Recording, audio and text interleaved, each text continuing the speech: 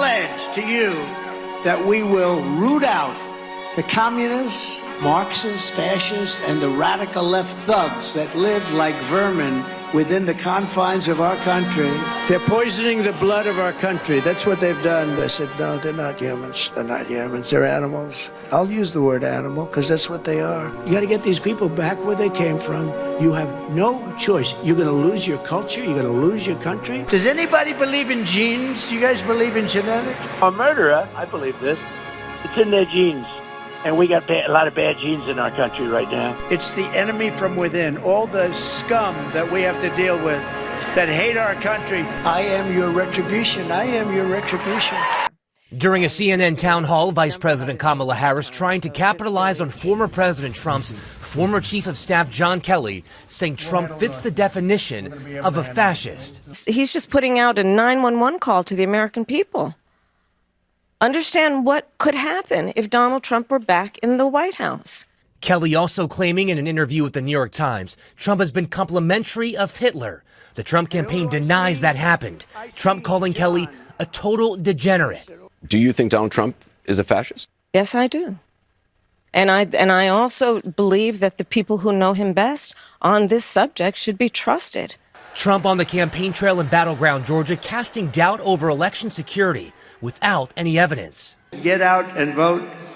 Be a little careful. Make sure your vote gets counted. Trump says he will shut down the southern border on day one and claims migrant gang members have a Nazi symbol on their faces. Historically, when you have swastikas on your forehead and swastikas all over your cheek and lots of other symbols all over your face, historically, that person isn't going to be a tremendous help to our economy. The vision of Obadiah.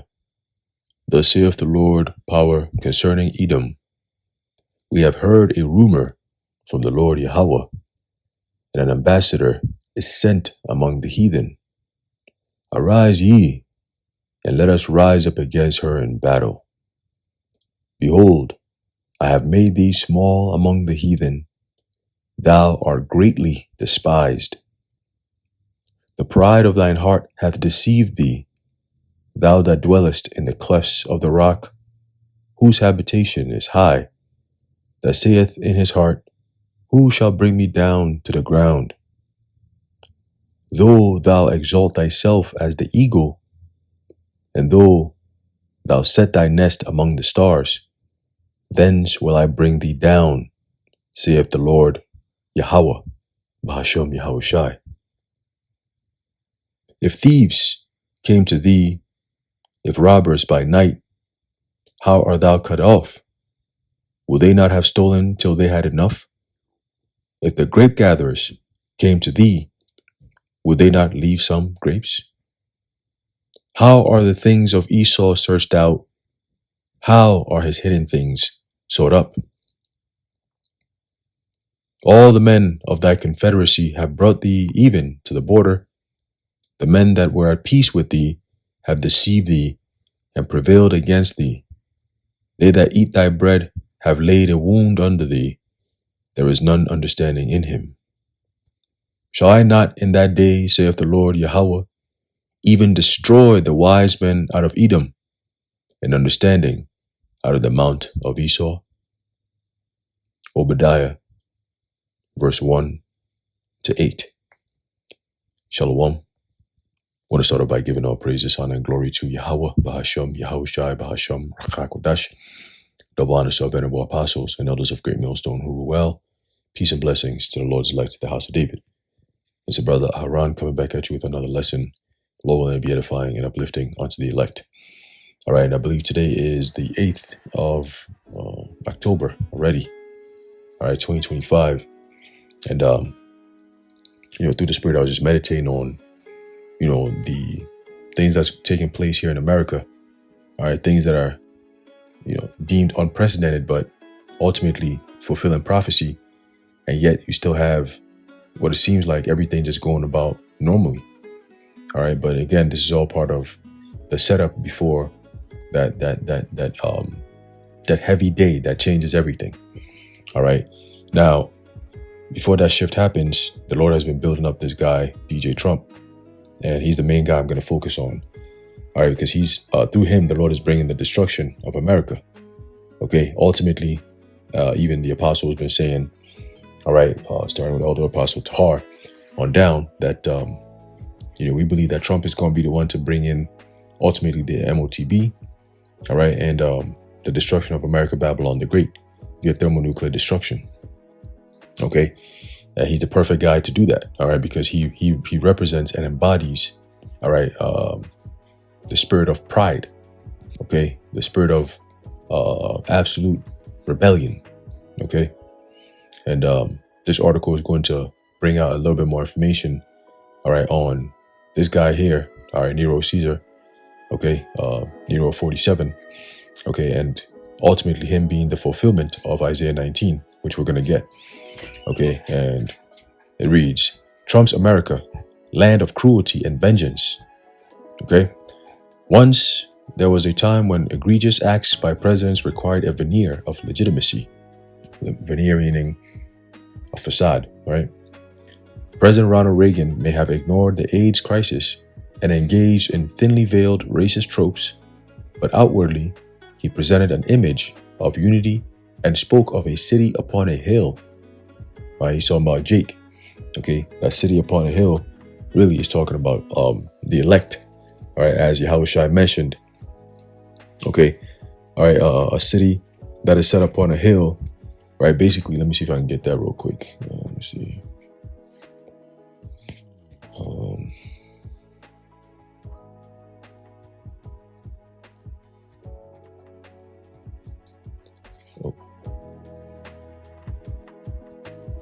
Right, the book of Matthew, chapter 5 and verse 14, it says, actually, you start off at verse 13. It says, Ye are the salt of the earth, but if the salt have lost his savor, wherewith shall it be salted?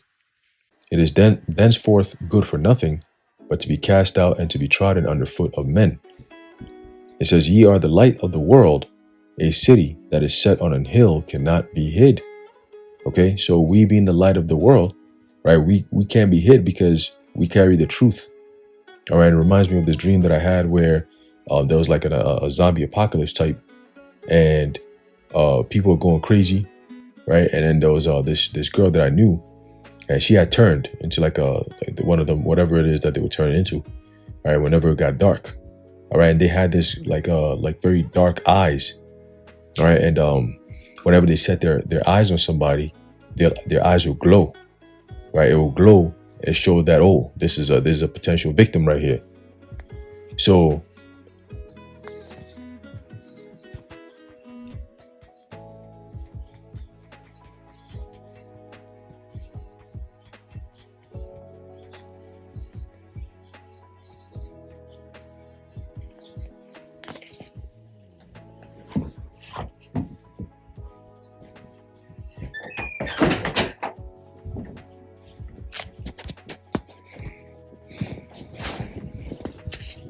so every time they would their eyes would glow, right? They'll come after you, all right. And I remember the girl was coming after me, and then she stopped, like right before she grabbed me, she stopped, and then she kept looking at me, and I asked her, like she asked, I know, that's when I recognized her, and I was like, yo, what happened? What's going on here? Why are you looking like this and all this? And then she explained to me that basically something that the government had done to them, and it turned them into whatever it is that they're looking like now. But it normally happens after the sun go down. You know, they crave a certain thing within the human body. They got to get some. I was like, oh, yo, what the you know? And then she said, and I asked her, I said, why is it that you came after me, but you stopped? You know, why couldn't you come at me? You know, like how I see these other people gotten after. And she said, it's because there's a light within you that stops me from, you know, coming at you. Like when I even if I want you to like devour you, bite you, whatever, as soon as I get to you, that light that's there, it blocks me from actually touching you or doing anything to you, you know? And I was like, ooh, that light is the Lord, right? So I just thought about that, you know, when I read that precept, all right, going into the light that's within us. All right, we are the light. All right, the candle that cannot be hid. All right, that can't be put underneath a bushel. Okay, it has to be put underneath on top of the rooftops. All right, so it can actually, you know, shine, so everyone could get some of that light. Okay, so That's the city upon a hill is really referring to the elect of the nation of Israel. All right, that hill going into Israel. And on top of that will be the governing body. Okay. You got Revelation 21. All right, a new city coming from heaven. All right, the new Jerusalem. All right, that's speaking about the elect who get delivered on this side and are going to be coming back with Yahushua. All right, after the destruction is done. All right, after the hour of America's complete destruction. Okay, we're going to be up there for a while, but eventually the Lord is going to bring us back down to this earth. All right, we're going to take over. Okay, it's going to be a complete takeover, spiritual powers. All right, and we take over the whole world and subjugate, all right, the earth into righteousness again. All right, and do away, purge the rebels, as is written. Okay, and the number one rebels is going to be you elites of this society that are driving into this world straight into hell, man. Okay. So continuing, it says, back to the article, it says, that is to say, he appealed to our ideals and the better angels of our nature. His general ideology was that America, though imperfect, was a righteous nation made up of well-intentioned people who cherished democratic ideals. Okay, this very much reminds me of Revelation 13 and verse 11. Okay, the beast that had two horns, like a lamb, but spake as a dragon. Okay, this is exactly what that means. All right, let's read a little bit more. It'll make more sense. It says, throughout our history, America's history, that is, presidents, good, bad, great, and terrible, have placed tremendous value in our moral authority. All right, so that's that appearing like a lamb. Okay, the two political parties, every time they have a president, they always try to appeal to that so-called moral standard of America, but it's all done in hypocrisy. Okay, like, oh, we're trying to keep peace in the Middle East. Meanwhile, you're using measures that's ultimately just deadly. All right, completely deadly, man. They speak like, oh, we're trying to keep our cities safe, but yet you're coming after innocent so-called civilians. All right, and I say innocent in quotations. All right. But anyway, let's continue in the article. It says, so the presidents, good, bad, great, and terrible, have placed tremendous value on America's moral authority, encouraging Americans to set an example for the world. President John F. Kennedy promoted a spirit of service and civic-minded virtues, asking us to ask more of ourselves.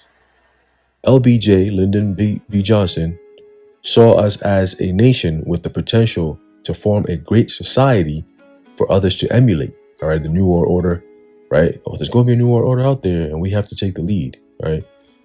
Though he got us mired in a disastrous war in Iraq, George W. Bush made creating a democracy in that land a primary objective. And what happened? All they did was create instability in the so-called Middle East till today. Okay, and that instability only will end via the thermonuclear destruction, otherwise known as the results of World War III.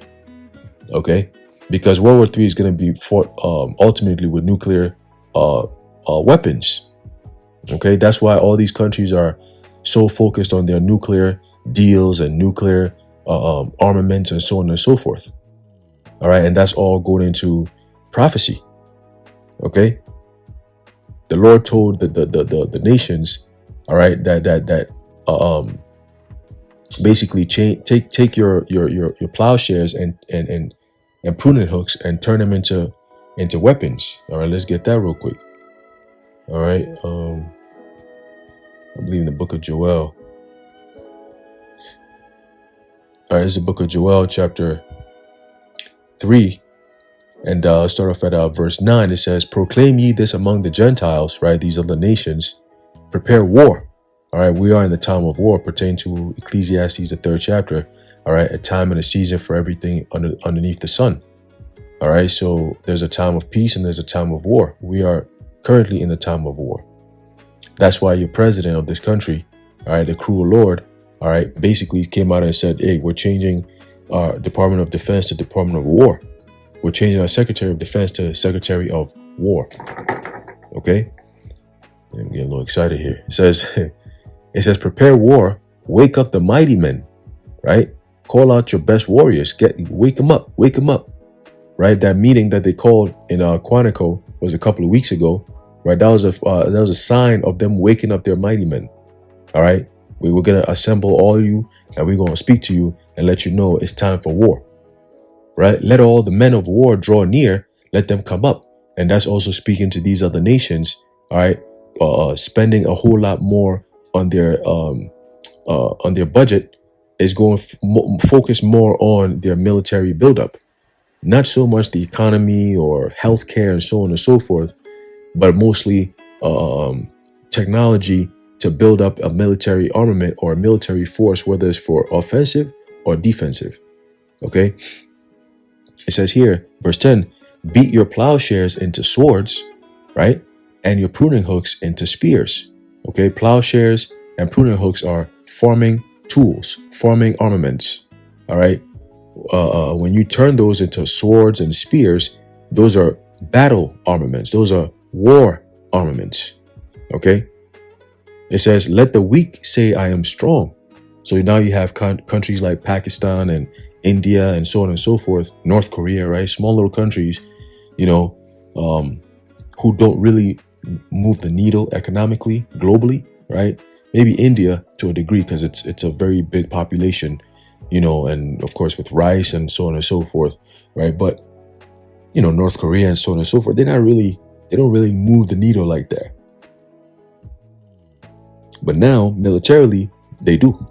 All right, they're considered a threat, at least a credible threat, all right, because they have nuclear capabilities. Okay, so it says, verse 11, assemble yourselves and come all ye heathen, and gather yourselves together round about. Thither cause thy mighty ones to come down, O Lord Yahweh. Okay, so the mighty ones going into the angels are going to be, all right, coming down here to have some fun in this time of war. Okay, going into the destruction of America, they will play a huge role in that. All right. So going back to the article, it says here, even paranoid, morally challenged Richard Nixon understood the idea that America had a moral obligation to share its wealth, promote peace, and help bring others up around the world. Okay, so that is the beast. All right, the beast in the book of Revelation, the 13th chapter. Okay, the reincarnation of the Roman Empire. All right, and of course, the last sitting president. All right, because he said it out of his own mouth that, there'll be no more voting and all that. So, I mean, who else is going to be president if there's no more voting? So, Trump, all right, the last sitting president, just happened to be the reincarnation of Nero. All right, we firmly believe that. All right, and it's just something that the elder apostle has been saying for years. All right, but now it's all making sense. You can see it. All right, you can see it. Okay, it's him coming back. All right, he's doing exactly what Nero was doing. If you actually go into the history, all right, of how Nero was moving back then. All right, so continuing, it says, yet for all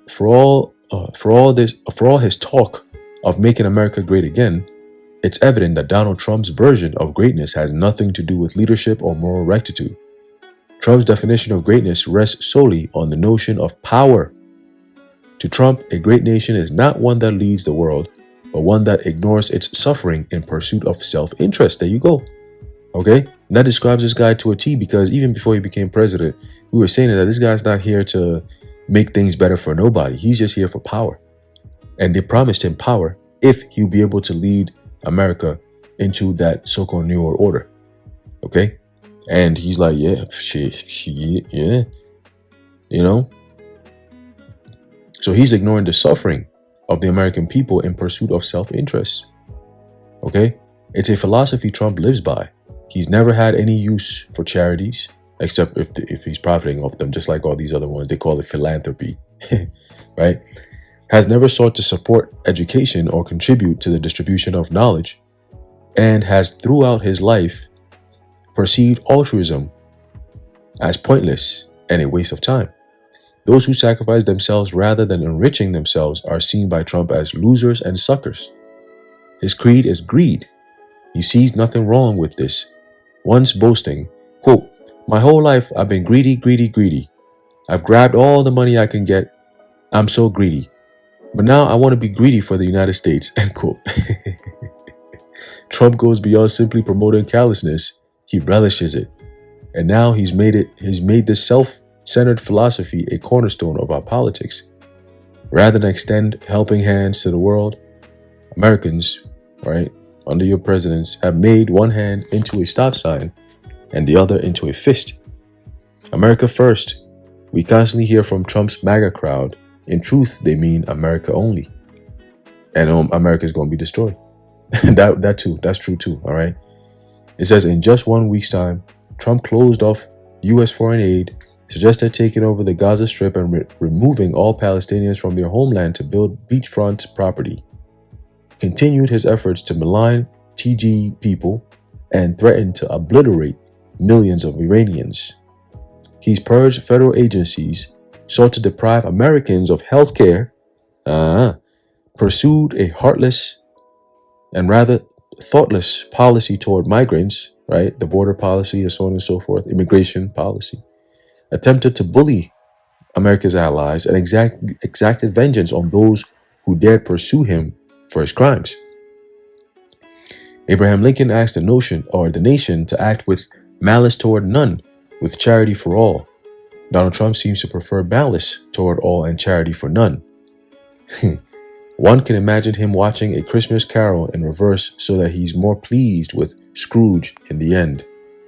Yet, as cruel and terrible as Trump has been and will undoubtedly continue to be, what's even worse is the fact that so many millions of Americans or Babylonians embrace his ideology, believing, as the antagonist Gordon Gekko once said, that greed is good and that our first and only priority is to look out for ourselves.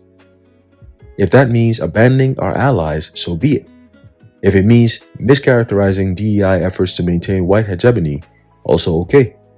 And if it means cutting off crucial medications to other countries, that's not our problem. They reason. Okay? And you notice the word cruel in there, you know where I'm going with this, right? Because I mentioned it earlier. All right, the book of Isaiah 19 is all coming around perfectly. Okay? Because I'll prove something to you real quick. Let's see. Boom. So this is an article, right? And it's on the People's Voice. And it's titled, "Chicago Mayor Warns Violent Racial Civil War is Coming to America." Okay? A violent racial civil war is coming to America. And this is words from a mayor. All right, mayor of Chicago. Okay? Mayor of Chicago. So let's read this real fast. This prophecy is Isaiah 19:1. It says, "The burden of Egypt, behold, the Lord Yahweh rideth upon a swift cloud, and shall come into Egypt, and the idols of Egypt shall be moved at his presence, and the heart of Egypt shall melt in the midst of it." And all of a sudden, and that's what you're seeing now. The spirit, the heart of Egypt, the minds of these people, all right, is melting, meaning what? Is being embraced with fear, uncertainty, anxiety. Okay? People are stressing, man. Okay? So that happy-go-lucky spirit and brave spirit, all this extra is dying. It's dying. Americans are being exposed because they talk too much. Right? They're just loudmouth. All right? When the action really comes, they don't know what to do. All right? And Esau is going to take full advantage of that. All right? Read the letter from Albert Pike to Giuseppe Mazzini, and it tells you about how they're going to foment the Third World War and the kind of cataclysm that's going to be hitting this earth and all. They've planned it all out. And America has to go down in order for this plan to actually work. Okay? And I'm talking about morally, that is, which pretty much we're there. All right? America is demoralized completely. That's why they can't see all these things that's going on around them. Okay? Blatant disrespect to the Heavenly Father, his Son, morals, ethics, virtue, all these good things that people used to live by. Man, these people are biting an eye when people disrespect these values, man. It's become the norm, the culture to go off in this society, to do the opposite of righteousness in this society. It's just a bunch of hypocrisy, all All right, a bunch of wickedness. Anyway, verse 2. Isaiah 19:2 says, "And I will set the Egyptians against the Egyptians, and they shall fight everyone against his brother, and everyone against his neighbor, city against city, and kingdom against kingdom." Okay? Chicago mayor warns violent racial civil war is coming to America. Asked by reporters on Monday about the ongoing legal battle over Trump attempting to send National Guard troops from other states to Chicago and Oregon, Johnson warned, quote, "A couple of years ago, I said very candidly that the right wing in this country wants a rematch of the Civil War. I want that to sit in right now. I want that to sit in right now because the President of the United States of America has declared war on the people of Chicago and people across America." End quote. Mayor Johnson next bizarrely defended locals in Chicago who are volunteering to make sure we're protecting children from being from their families, saying they're literally putting themselves at risk of being shot and killed by the federal government. Whoa. It's coming. Martial law, martial law, martial law. Okay? It says, and once Trump enacts the Insurrections Act, we're gonna get into that too. All right, we're gonna get into that, but let's wait and see what he does. All right. It says it's unclear who Johnson was referring to, but it could have been the radical leftist woman who was shot over the weekend after ramming into a border patrol vehicle while armed with a rifle. Yeah, that will get you pretty shot, if you do that, right? It says as Democrats allege POTUS, right, President of the United States, wants a civil war, they're actively trying to foment that exact scenario in order to claim they were correct in predicting he's a dictator when he finally cracks down on their insurrection. And that's why they're trying to get this Zoran Magdani or whatever out here in New York. And the brother Bakar been saying it, that he's going to be the perfect controlled opposition, right, to really spark that come down on that that Trump is going to do. He's going to be coming down upon the people heavy. He's going to be coming after your mayors and your congressmen and so on and so forth. All right, they're going to do their thing. They're going to do their thing. All right.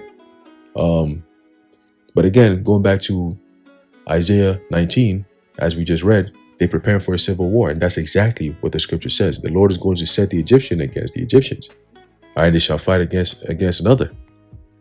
Okay, verse 3, "And the spirit of Egypt shall fail in the midst thereof, and I will destroy the counsel thereof, and they shall seek to the idols and to the charmers and to them that have familiar spirits and to the wizards."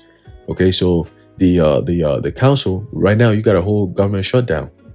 Okay, you have a whole government shutdown. There's no more checks and balances. It's like, what the hell is going on, right? And it's like, yo, why is everything feel so quiet? Like everyone is just going about their day. It's crazy, right? It's pretty crazy, but you're going to see the end results of it, right? Because it leads to this, verse 4. "And the Egyptians will I give over into the hand of a cruel Lord, and a fierce king shall rule over them, saith the Lord Yahweh, power of hosts." Okay, so our Heavenly Father Yahweh, okay, Bahashem Yahushai, declared all these things from the beginning. And he sent this to the prophet Isaiah that, hey, prophesy this, and then thousands of years later on, when the appropriate time comes, I'm going to erect this guy over here to be the president that brings down this society, this system. Okay? And when you go into, it's very interesting, when you go into the book of Revelation 13th chapter and you go into the 666, right? There's a part of it where it says Nero Caesar. And I believe that's where IUIC and them were saying, it has to do with a coin from Rome, and it was during the time of Caesar and all this, Nero and all this extra stuff. I forget exactly how they said it, but something to that effect, right? And because when you go into it, it says Nero Caesar, right? But that's not really, the MOTB is not Nero Caesar. Obviously, we know that, right? But spiritually, who could be the guy to be the one to bring it about? Nero Caesar, but it wasn't during the time of Nero that the Sea Hip is coming out. All right, the MOTB is being fulfilled. It's being fulfilled now, all right, in this time. And who just happened to be the reincarnation of Nero? See? So Nero Caesar, I believe when you break it down, it says Narawan Kosar, when you break it down, it's 666. So that's where they get, 666 means da-da-da. No. It don't mean that. It don't mean that. It means the MOTB, all right, it's just their number. All right, it carries a heavy significance on the left-hand side, okay? Going into esoteric knowledge, all right, the number 6 is heavy, okay? Number 33, what else? There's mad different numbers, 32, the number 9 upside down, all kinds of different stuff these devils be getting into, all right? Numerology and so on and so forth, all right? But yeah, ultimately, all right, the Heavenly Father is going to put the Americans, all right, underneath the power of the cruel Lord, which is NERO47, okay, coined by the elder Abbas Dahar, okay, and that's what it is. That's exactly what it is.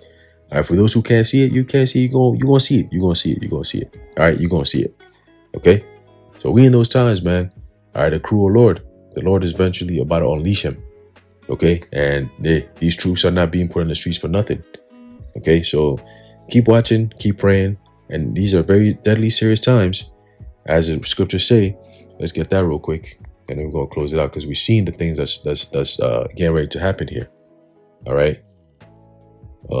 There's a book of Proverbs 22 and verse 3. It says, a prudent man foreseeth the evil. All right. Foreseeth, meaning you see something before it happens. All right. The danger that's ahead.